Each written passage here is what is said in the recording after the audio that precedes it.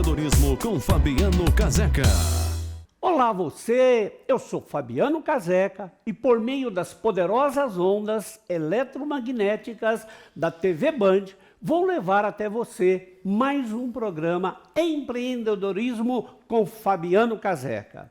Estamos aqui levando até vocês uma série sobre gestão, a evolução da gestão no Brasil e no mundo. Vamos falar de tudo, de administração, de estratégias.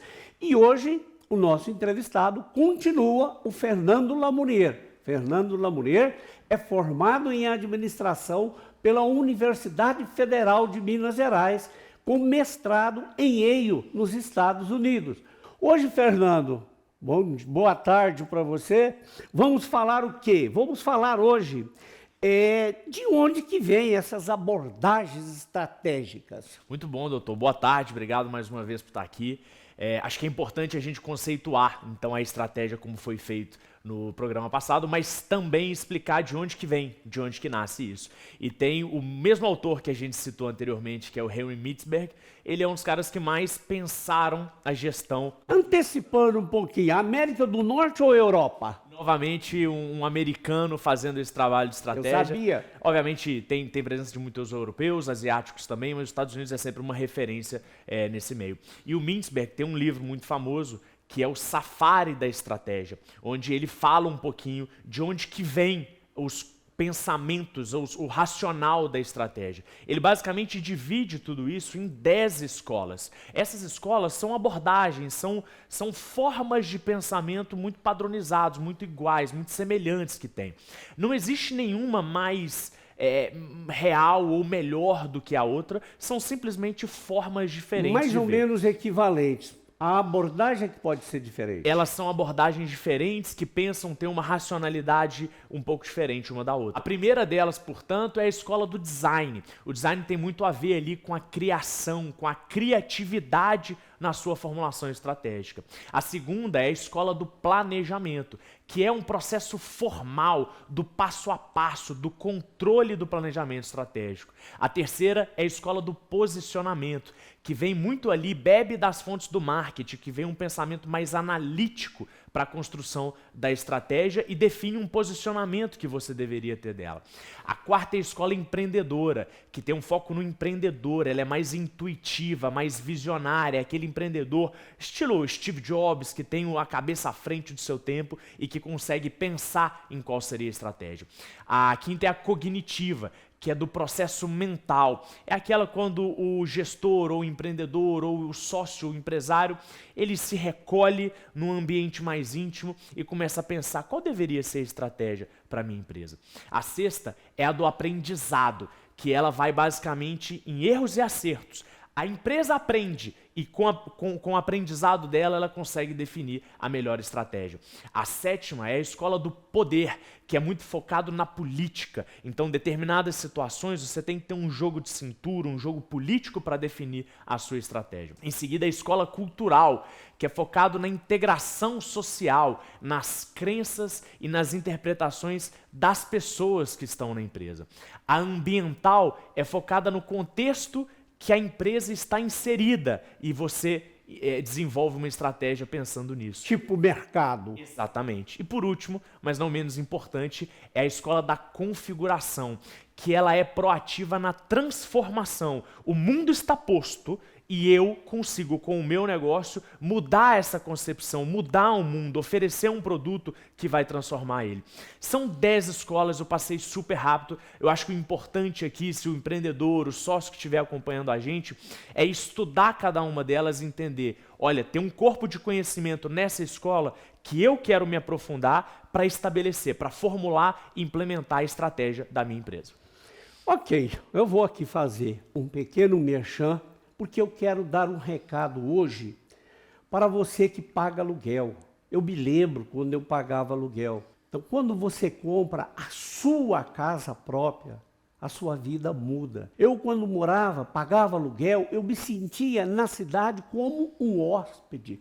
Ah, mas eu não tenho condições de pagar a prestação, uma prestação de um financiamento ou do consórcio, que é o caso aqui, e o aluguel. Mas a Multimarcas criou um plano especial para você. A Multimarcas criou grupos de consórcio com pagamento parcial da prestação. Você tem um desconto na prestação. Um exemplo aqui, você paga a prestação, apenas 70% da prestação.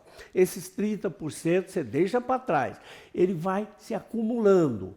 Aí, quando você for contemplado, você recebe o seu crédito, compra a sua tão sonhada casa própria, aí você deixa de pagar o aluguel. Aí você tem condição de pagar o consórcio, inclusive essas diferenças que ficaram para trás, que serão somadas às prestações vincendas do seu consórcio. Procure um representante Multimarcas em todo o Brasil e faça o negócio da sua vida, ou seja, saia do aluguel. Fernando, vamos voltar aqui ao nosso programa. A audiência está boa, o pessoal está gostando aí da série, né? Aula, né? Verdadeira aula. Eu quero entender essa questão aqui dos 5 P's. O que é isso na questão da gestão? Doutor, sensacional. Aqui a gente começa a entrar então na construção da estratégia. Os 5 P's também foram propostos pelo Mintzberg e é um agrupamento, né?